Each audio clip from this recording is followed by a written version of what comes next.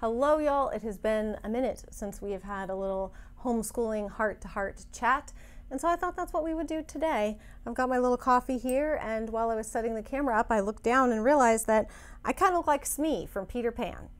You know, Smee, the chubby little pirate guy? That is what I look like in this outfit. So we're just gonna try to unsee that. I'm gonna share with you guys some ways that you might be making homeschooling harder than it needs to be.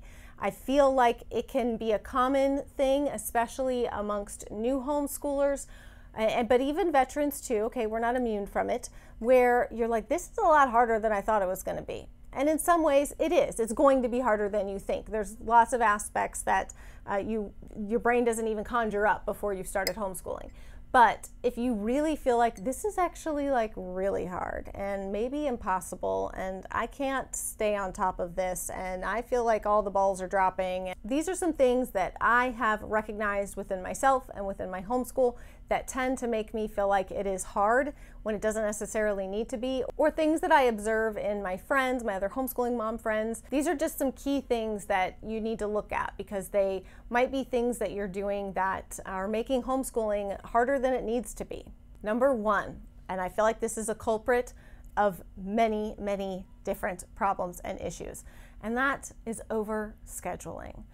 It is very easy to do because we want our kids to be involved in a lot of things, and we feel like we're, just bolstering their little resumes. And for some people, it may even just be the pressure you feel to put your kids in a bunch of things because you need to prove that they're smart and they're well-rounded and they're homeschooled, so you feel like you have something to prove. Overscheduling is it is like numero uno in burning out and feeling like this is really hard because you can't stay on top of all of the things. You don't realize how much it takes out of your day when you're having to load everyone up in the car and drive somewhere. It is not just the driving there. It is the getting everyone ready. It is the loading them physically into the car, taking them into the place and out. Now, I'm not saying don't do anything outside of your home and don't schedule anything, but just make sure that you're being reasonable and not over scheduling. Take a look at your schedule and just see what you can remove. If you're feeling that crunch, it could very likely be because you have just overscheduled yourself, your kids, your family in general. I've talked about this one a lot over the years, but it's one that I feel really passionate about, and I think it's just because it's such a part of my own story that I see so many homeschooling moms do this, and that is trying to replicate a public school environment at home. Guys, homeschooling, home educating isn't meant to be a copy and paste of public school. You're just doing it at your house. And listen, I get that, like, the classroom and setting up your schoolroom and all of that is very fun. It also feels like using these particular types of curriculum and doing things a certain way and having the schedule and our morning time and our calendars and our posters on the wall and the weather and what day of the week is it and all of this kind of stuff. It feels like it's giving you some guardrails. And I know in the beginning of homeschool, that's, I think, a huge reason why a lot of people, myself included, dive right into trying to replicate a public school, is because it feels safe. It feels like what we know. It's where we went to school, perhaps, and so that's what we know, and that's what we assume is how we must move forward in educating our children. But what I will tell you is that the classroom was not set up for educating children. Okay, that sounds kind of harsh, but that's the truth. There's a whole deep dive we could get into that we're not going to do right now about our education system, why it was set up, and why it was set up the way that it was. They didn't go, let's look at how kids learn best and let's develop a system for that. That's not what a school environment is. It is not a system that is set up because it's how kids learn best. With that knowledge, that means that if you're trying to replicate that in your home, it's going to be more stressful for you than it needs to be, likely not as enjoyable for your kids, and something that is just going to make your life harder, okay? It's not gonna make your life easier in the long run.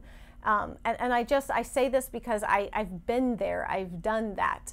And I know that it takes time to build the confidence to walk away sometimes from those methods, but that's what I think is so fabulous about the internet and the world we live in today, and the way that homeschooling moms can share with each other, and you can learn from other people, you can learn from their mistakes, but you can also learn from how they do things, and you can really see that, wow, there is a whole wide world out there of ways to homeschool and options and things to do that are so much more flexible and don't make me feel as boxed in as trying to just like duplicate public school at home. And that kind of leads me to the next one, which is overly detailed planning of lessons and of, you know, just getting through the curriculum. Planning is fun. I love it. I love it, I love it, I love it, okay? In fact, I have a whole course coming up about homeschool planning, okay? It's going to be amazing. I love it. But when we try to schedule and plan every last little detail, it makes things much harder, because inevitably life will happen, things will happen, a child will not feel good one day, something will come up in your life that is just not part of the normal day, normal schedule, and it will throw things off kilter. And if you don't have a way, a plan to deal with that, if your whole homeschool system feels like it falls apart when you don't check every single box every single day, then the next day you're behind, and now you got to go back and like, I got to go check those boxes, and it will cause you so much stress, and it will make it so much harder. So I've always said that I feel like flexibility is the biggest asset for a homeschooling mom. Being able to be flexible is something that it's a gift that you are giving to yourself. Unwrap that thing every single day. The flexibility is so key. I'm very aware that in the beginning, when you are feeling very tightly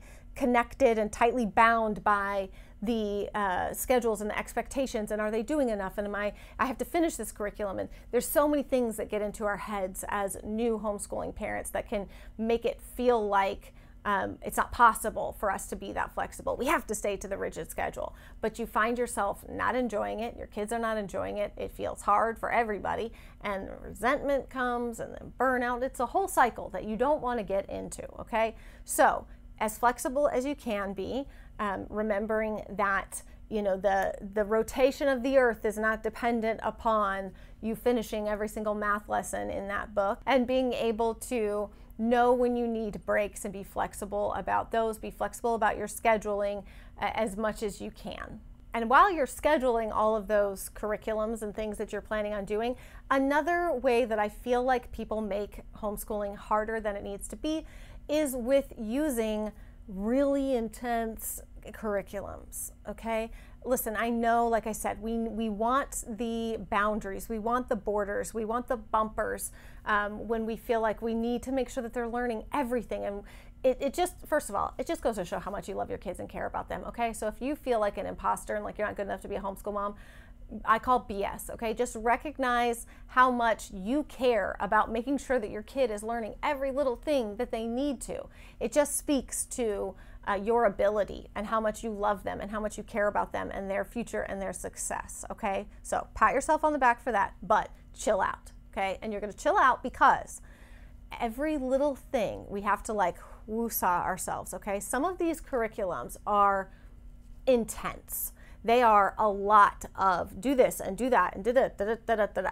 Well, first of all, I'm not a curriculum maker, so I'm not even going to try to guess as to why they do that. But what I will say is that most authors of homeschooling curriculum and books and textbooks in general will say that they fully acknowledge, they consider the curriculum achieved, done, checked off, if a student finishes roughly 75% of it. I don't know if you remember back to your school days when you were, if you were in public school or private school where you were using textbooks, did you ever get to the last page of a textbook? I don't think I ever did. In any school environment I was ever in, did we ever make it all the way to the last page of a textbook?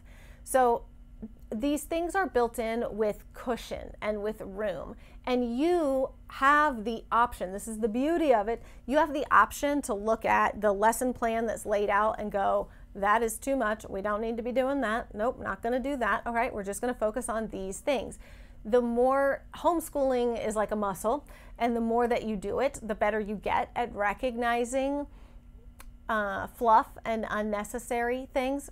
Now, secondary to that, I do want to say that I think, this is just my humble opinion, and it goes against what you hear a lot in homeschooling, so you know how I like to be a contrarian sometimes, is that I think there is a place for a little bit of fluff and twaddle in your homeschool. I have found that the idea that we have like demonized all like printables, worksheets, and things as like busy work stuff. Well, you know what? When you've got 8 kids and you're trying to homeschool some of them and you need some of them to be doing something, not getting in trouble, not flushing things down the toilet, busy work is sometimes a good helper for you, okay? It's not something that you should like stress out about and that your child should feel stressed out about, but having some worksheets, some handouts, some busy work, it buys you a chance to work one-on-one with other kids if needed. It buys you a chance to go take a pee or make another cup of coffee. There are reasons to, not everyone's child is going to just sit there and open up a good literature book and read Huckleberry Finn curled up on the sofa and enjoy it. Not every kid is like that, and there, I think, is a little bit of guilt amongst homeschooling moms if they're like, my kid is in there reading something that is probably not part of Charlotte Mason's living books. It's okay, all right? It's okay to use printables and worksheets where you need to, but I'm trying to encourage you that don't make it harder than it needs to be. You don't have to do these insane curriculums with all of these added things that you're supposed to be doing in every single lesson. That can just be, frankly, too much. Feeling like your kid needs to do every single workbook or every single printable or every single handout page that is available it's too much. I think there's a place for those, but that place is usually to help you, if that makes sense. It's not about making sure that the kid is learning because they can do all these, fact sheets or whatever, or, the quick math sheets and stuff. But if you need a minute, I think it's totally fine to have your kid do those quick math sheets or whatever. So these are obviously just my opinions, but again, they are based on 11 years of homeschooling experience and hundreds of other homeschooling moms that I know and communicate with and have been a part of, our community for so long. I'm not just pulling this stuff out of my rear end, is all I'm saying. The next way that you might be making this harder than it needs to be, it goes along with the others, but it's setting your expectations too high. I am all for high expectations for kids. I am a full believer, okay? Full believer that children will often rise to the occasion. I think sometimes we dumb down things too much for our kids when we could be sort of calling them up to more and to better. I'm totally a believer in that. But sometimes we can put too much on them and put too much on their plate and set our expectations too high. And there's a lot of reasons I think that we do this. I don't think it's born out of anything nefarious. I don't think it's any ill intent. Obviously, you're a mom, you love your kids. Like, you're not doing this because you don't like them. You're doing it because I think you're worried selfishly about you. You're worried about your child's school success, how that reflects on you, because again, homeschooling is still one of those things that you can hardly go to the grocery store in the middle of the day or out somewhere in the middle of the day and not have somebody quiz your homeschooled kid when they find out that they're homeschooled. Heck, it even happens at like church and other functions. When your kid is out and someone finds out that they're homeschooled, they will like try to quiz them. So I know why we put up our hackles about this stuff, and we feel like we set our expectations high. We've read the books, we've seen the kids that go to college and graduate medical school at 16 and are, robotic surgeon specialists by the time they're 22. And we think that just because our kids are homeschooled, that means they have to go to college early. They have to start taking college credits in high school. And we see what other people are doing and how advanced their homeschooled kids seem to be.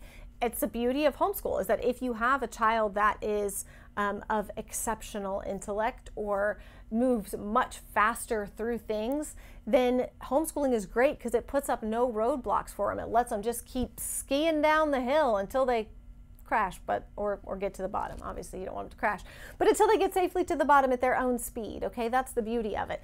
But that doesn't mean that your kid has to be flying down the hill at the same speed. they can be, I know nothing about skiing, so these analogies are just terrible. But what's it called? Like the bunny hill or whatever? The one that's the easiest one. I know there's like a black diamond run, and I know that from that Queen Latifah movie. But then there's like the bunny hill, I think, or whatever. I've never been skiing. So the easy one. If your kid is going down that one like sideways with their skis, like, you think that means they're never going to get to the bottom and they're going to, it's going to be terrible. The whole point of homeschooling is pacing for your child at their pace. So when we set our expectations like way up here, we put all of this stress, and so much of it is self-imposed, because again, we have to ask ourselves, well, what is this about? Is this about my child, or is this about me and how I think it reflects on me if my kid isn't ahead, or even if they're behind, which is a fallacy in and of itself. Even if your child is not at grade level in certain subjects, we can convince ourselves that that is more about us than them almost, right? It feels like a reflection of us and what kind of teacher we are, what kind of homeschooling mom we are, and we're obviously not doing a good enough job.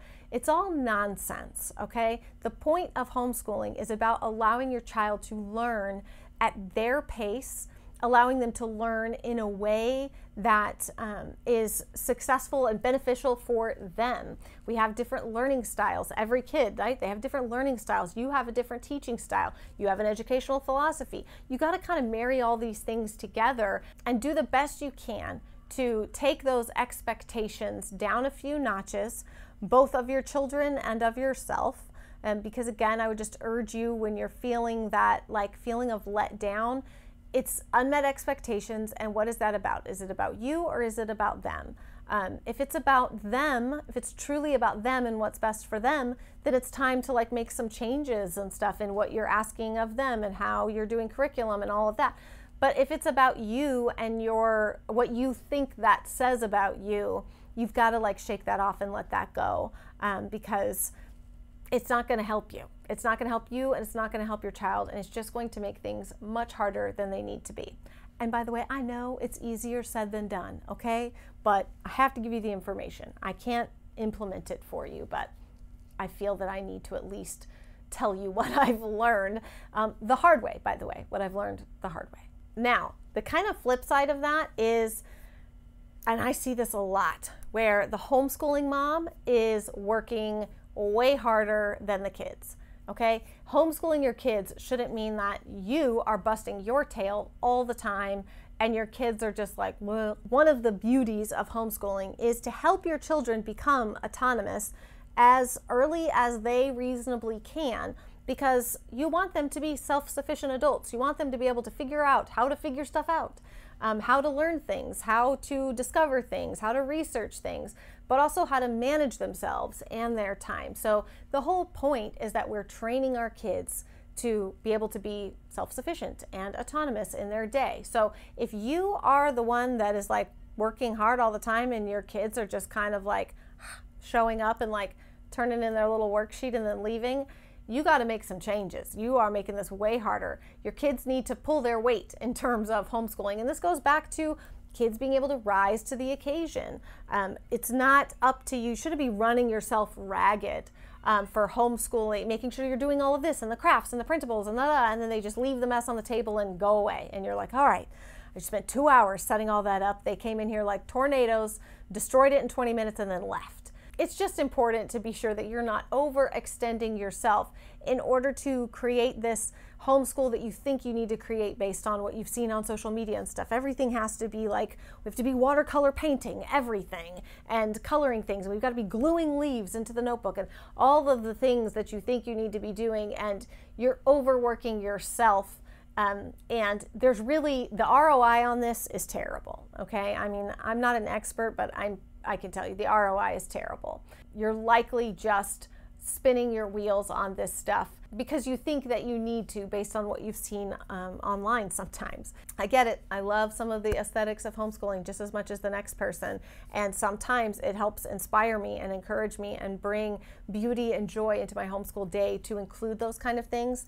But I will not do them if my children are not enjoying them, participating in them, and being just as much a part of it as me, okay? I don't want to be working 10 times harder than they are. All right, y'all. So those are 6 ways that I think that a lot of moms can inadvertently make homeschooling harder than it needs to be.